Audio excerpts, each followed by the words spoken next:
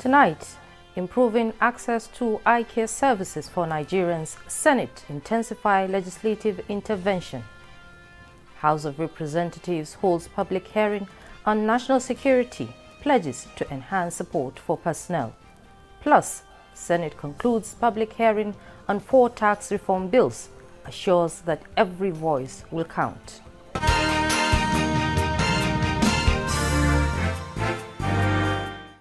Good evening and thanks for joining us on NTA Parliament News. I am Amina Saidu. Senate has called for improved access to eye care services for Nigerians to enable early detection and treatment. To this end, Senate is proposing the establishment of more federal eye centers in order to meet the needs of the 80% of Nigeria's rural population. National Assembly correspondent Lami Ali reports on this and other proceedings at plenary this Tuesday.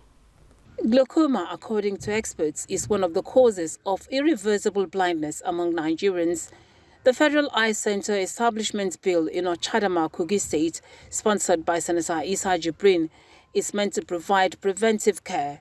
The centrality of the proposed National Eye Center to the overall health of the citizens is underscored by a recent study on visual challenges in Kogi State, which found that 128,000 citizens have severe visual disorders and about 8,500 are blind. One of my members from Kogi State that became blind at the age of 13, I asked him, what happened to you? He said he had an eye problem when he was 13. They took him to a hospital that is not dedicated to the eye, and they put drug in his eye. 2 days after, the man lost his sight at the age of 13 years up to today. He's 42 now. Benue State, most of the time we have to go all the way to the eye center in Kaduna for treatment of eye problems and visual problems.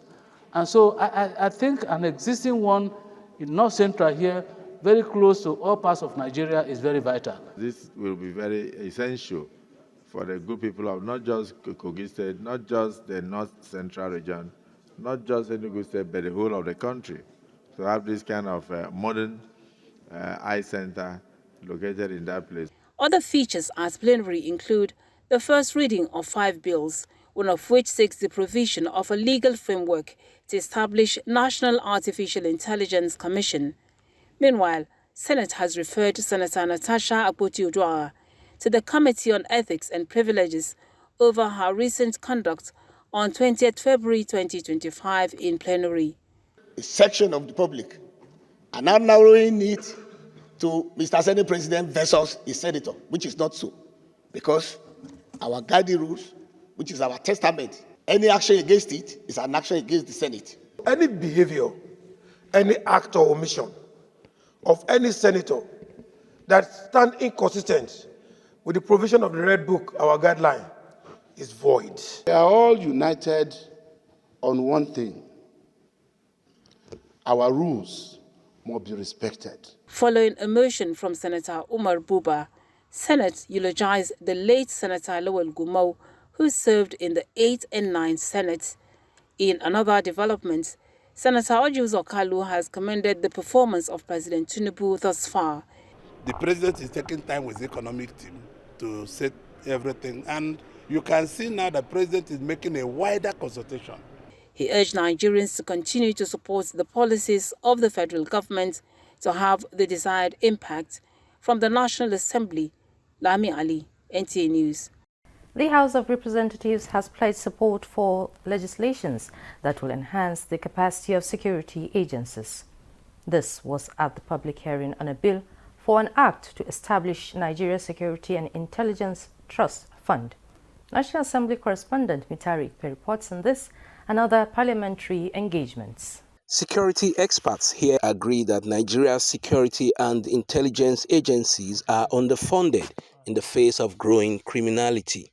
The bill seeking establishment of Nigeria's Security and Intelligence Trust Fund is described as timely to address budget shortfalls and funding gaps that hinder the capacities of security agencies to deliver on their mandate. The bill is actually to provide alternative funding for the intelligence agency outside the budgetary allocation. to reduce the burden and dependence on budget allocation and enhance capacity for intelligence gathering, training, equipment, with overall aim of nipping security challenges in the bud.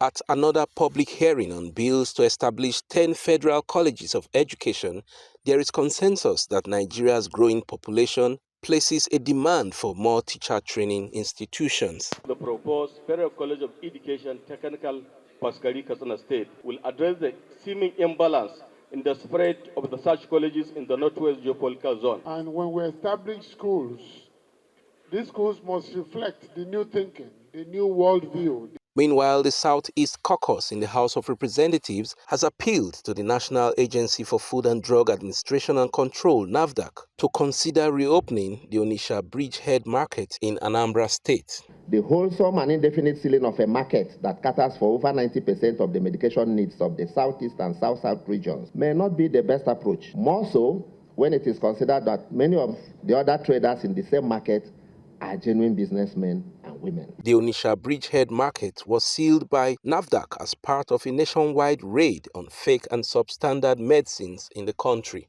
From the National Assembly, Mitaire Ikben, NTA News. Now, Senate is advancing closer to reforming Nigeria's tax system with a public hearing on 4 major tax bills. The first day public engagement provided a platform for stakeholders to understand and contribute to the proposed laws aimed at boosting revenue generation and streamlining tax administration in Nigeria. Ignatius Unko reports. In a decisive move to overhaul Nigeria's tax system, the Senate held a public hearing on the 4 critical tax reform bills, namely the Joint Revenue Board Bill, the Nigeria Revenue Service Establishment Bill, the Nigerian Tax Administration Bill 2024, and the Nigeria Tax Bill.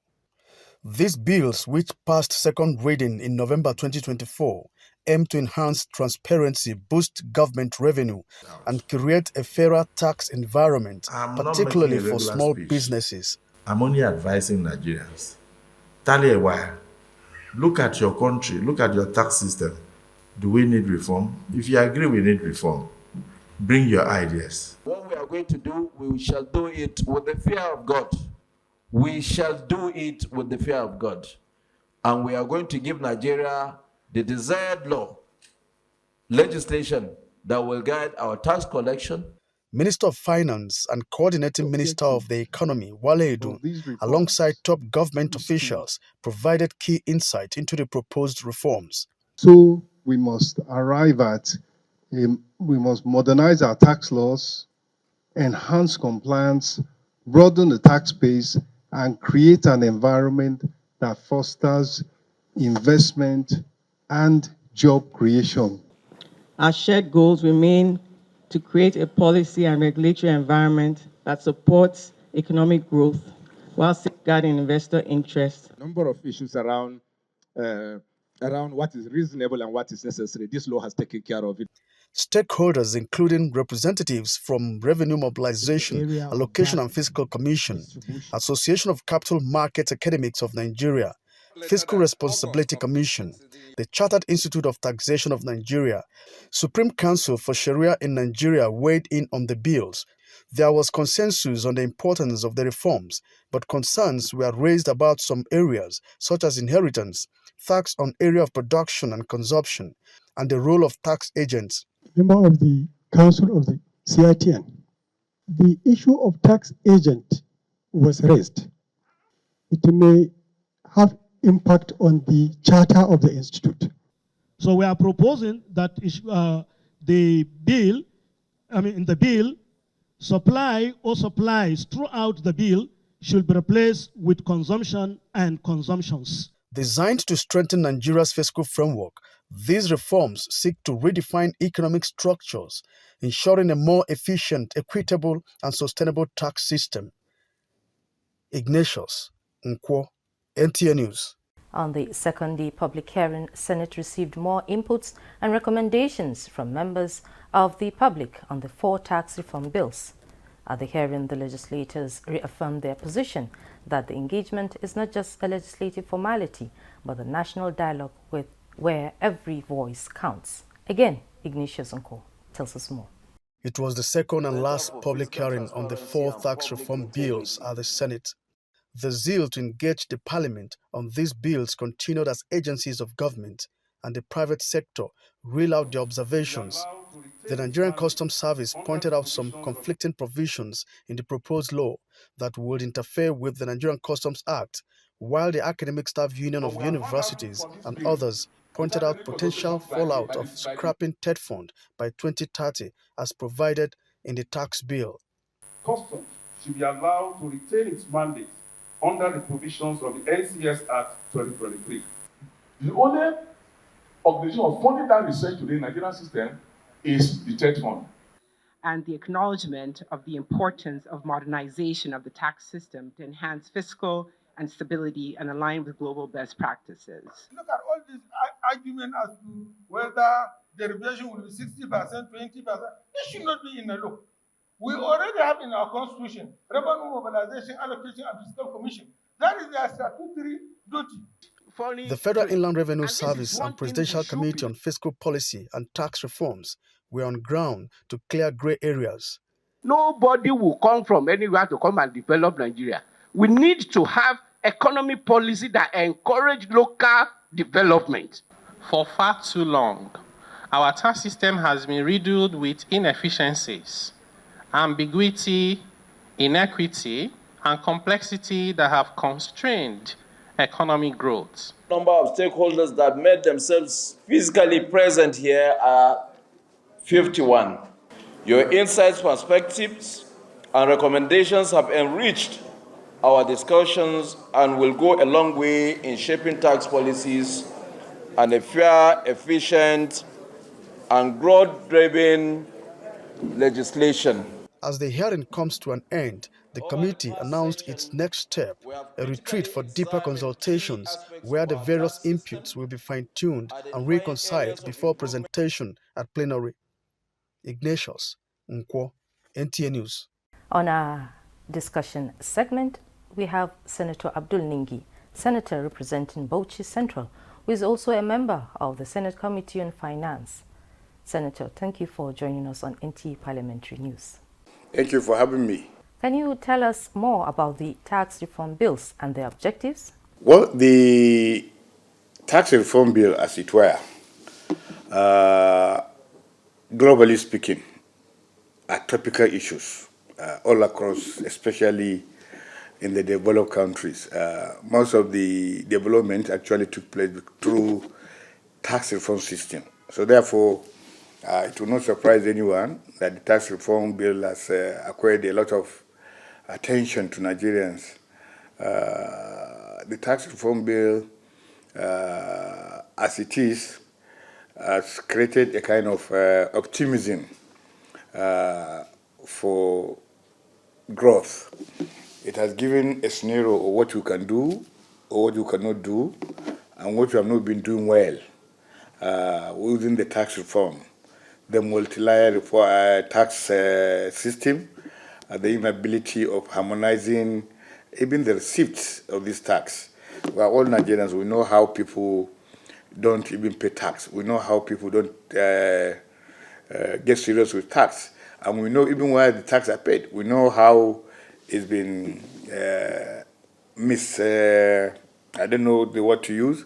It's not been channeled to government. And while it is even channeled to government, quite a number of it is not actually used for the proper growth of the country. And we thought the President, Bola Tinubu's gesture, so to speak, initiative, so to speak, innovation, so to speak, give us an opportunity to look at the entirety of the tax reform, Bill 1, Bill 2, Bill 3, Bill 4. For me, it is an opportunity for Nigerians to look at the tax system in Nigeria vis-a-vis what the President brought, whether or not it aligns to our thinking, it aligns to our responsibility as people. Therefore, it is a welcome development. What happens today is what is happening, or what is supposed to happen within a democratic dispensation. How will these bills attract investment into the country? It's supposed to be a part of a financial for attracting investment. You recall in the time past, even now, within the tax system, a lot of companies, especially multinational companies, when they come to Nigeria and they look at the tax system, the multi-layer tax system, and they try to justify that with what they intend to achieve over a period of time. You know, as a business concern, you need to put on the table what you need to invest, what profit that is supposed to come. But if you are investing in something, and at the end of the day, you don't make profit, what's the need of that investment? And that's why a lot of companies come to Nigeria, and because of the way we run our things, because of the way we run our tax system, even with the laws put in place, you find some under-table happenings, and therefore they just leave the country. And close to our neighbor here, Ghana, have taken a lot of our multinational companies who hitherto would want to do business. So with this tax reform, and once you put it in as an e-system, at the end of the day, Nigeria will now appreciate what comes into government in terms of tax. If you talked about the oil industry now, the entire royalties within the oil industry is shrouded in secrecy.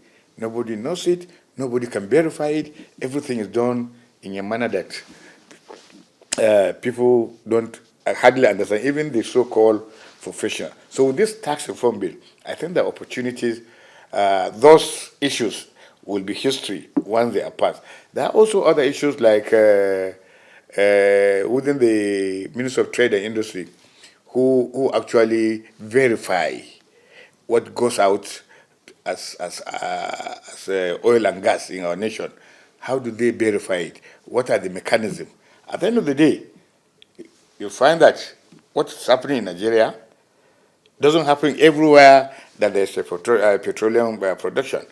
What you are having right at this moment is mere guesswork, and that's why there's a lot of theft, there is a lot of inaccuracies, there are a lot of irresponsibility in actually reporting what we ought to know as Nigerians. I think the tax reform bill has attempted to uncover that and try to place some aspects, some lines that is verifiable, the focus will be achievable, and at the end of the day, whatever that is being passed as tax is within the purview of the National Assembly to recall a particular tax, a particular reform, if it is not working. What will be the impact of these reforms on states? Part of the problem is areas where we talked about VAT, where the origin of the VAT and then the consumption aspect, where these products are consumed and where these consumable items are produced. That is the main crux of the matter. And therefore, a lot of people felt there's no justice, because those who consume are actually the ones who are supposed to have more say, who are supposed to have more percentage in terms of valuable things, rather than those who produce. And I think after this uproar, and there was an amendment to the proposals being sent by the National Assembly, so that they place this consumption and this originality of where these products are coming into a very thin divide. Therefore, there seems to be a balance of opinion now. And particularly when you talked about the governors were the first to have come out to say, no. Once you do this one, we are going to lose out as a state. And we had a meeting with them. Various organizations had a meeting with them. And they showcased these areas where they felt the state is going to be underperformed. The state has been sidelined in terms of some battleable things. I think there seems to be a harmony now between the original presentation to the amended presentation by the president. I think we are good to go. Another area of concern was this inheritance bill, which is concerning to all Muslims and to some extent all Christians, which suggests because within the Islamic jurisdiction, inheritance is fully divided by the Holy Quran, and therefore any attempt to dive into it would be unacceptable. Thank you so much for your time. I really appreciate it. This is NTA Parliament News. We will take a break. When we return, news continues. Are you looking for a short channel to make your business, goods and services go viral? Look no further, as NTA Parliament is your short channel. Take advantage of our wider reach and advertise your products and services on NTA Parliament DSTV channel 370, GoTV channel 126, StarTimes channel 306, and Free TV channel 706. For more inquiries, contact the Marketing Department, NTA Parliament, NTA Headquarters Area 11 Garki Abuja, or call these numbers 080-383-40464 or 080-770-78055. NTA Parliament, strengthening Nigeria's democracy. You're welcome back. The Senate Committee on Petroleum Upstream wants the Ministry of Petroleum Resources to implement programs that will promote local content and put refineries in full operations so as to increase production and address challenges in the sector. This was during an oversight visit to the ministry. National Assembly correspondent Isa Mohammed tells us more. The committee says Nigerians have high expectations from both the executive and the legislature in 2025 budget implementation, with the deregulation of the sector and implementation of the Petroleum Industry Act to promote corporate social responsibility, ensure environmental sustainability, and revenue generation to fund projects and programs. The future is bright. So this is our first visit to interact with you and staff of the ministry, observe your budget implementation level, and then appreciate your challenges. The minister highlights efforts towards increasing oil production through increased security, infrastructure, and incentives for investors. We have gone fully deregulated. There's more money, based on the incremental production that we have made. And we can do 3 million barrels. Our target this year is to do minimum of 2.5 to 3 million barrels a day. And it is doable. As I told you, during the COVID, we did 2.5. With the new investments that are coming in, and we are trying to see how we can implement some parts of the PIA. The minister emphasizes that laudable objectives could be realized through capacity building, ensuring compliance with the PIA Act, and strengthening financial records of regulatory agencies. In Abuja, Isa Muhammad, NTA News. Meanwhile, Lagos State House of Assembly has urged Lagos State Governor Babajide Sanwo-Olu to ensure contractors are mobilized back to sites to complete abandoned road projects in several parts of the metropolis before rainy season. This followed a motion on abandoned road projects. Musa Toliet has more. Traditional dress code was the order of the day because plenary was meant to be conducted in indigenous Yoruba language. Beyond dress code, pressing issue raised by Honorable Aro Moshood, representing Ikorodu Constituency 1 under matters of urgent public importance, points to the deplorable state of Bola Tinubu Road in Igbugobayoku in Ikorodu, which had been abandoned for 7 years. Some lawmakers reveal that the state government had allocated sufficient budgetary provisions for the road project, and there shouldn't be any reason for the contractor to move out of sight.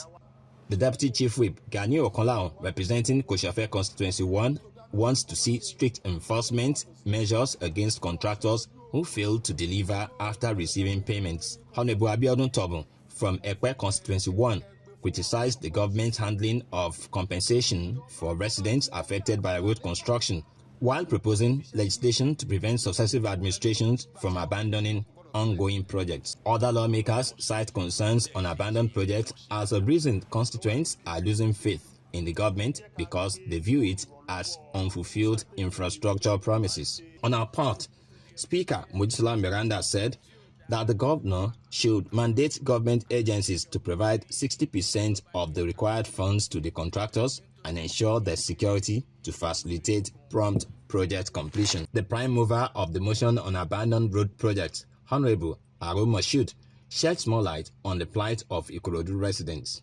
The residents and families whose property were demolished for this project have been left stranded and frustrated, most especially when the rain start. The area this kidnapping happened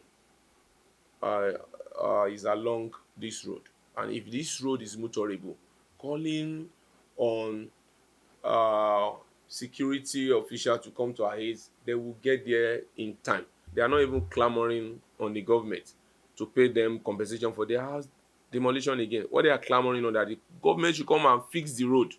The main reason why their house was demolished is to fix the road. Chairman Committee on Information Strategy and Security, Honorable Stephen Ogudipe, highlights the position of the Assembly on abandoned road projects. With huge amount of funds being expended on our roads, and shockingly we find out that some roads over 7, and they said even some 12 years are yet to be completed. That gives us a lot of concerns. Yeah, the position of the House is very clear that all those roads, not just Ikorodu alone, that we should be able to invite government officials involved to tell us what is causing the delay when the Lagos State House of Assembly has passed budget in respect of those roads, and also to invite the contractors. What are their own views? What are the impediments for their inability to complete such roads? And then we all come together to find solution to it, and all this matter must be resolved as quickly as possible. The Acting Committee on Works and Infrastructure has been mandated to investigate uncompleted road construction projects and report to the Assembly in 2 weeks. In Lagos, Musa Toliat, NTA News. And that's our package this evening. You can follow us for news updates on our social media handles showing on your screen. Thanks for watching. I am Amina Saidu.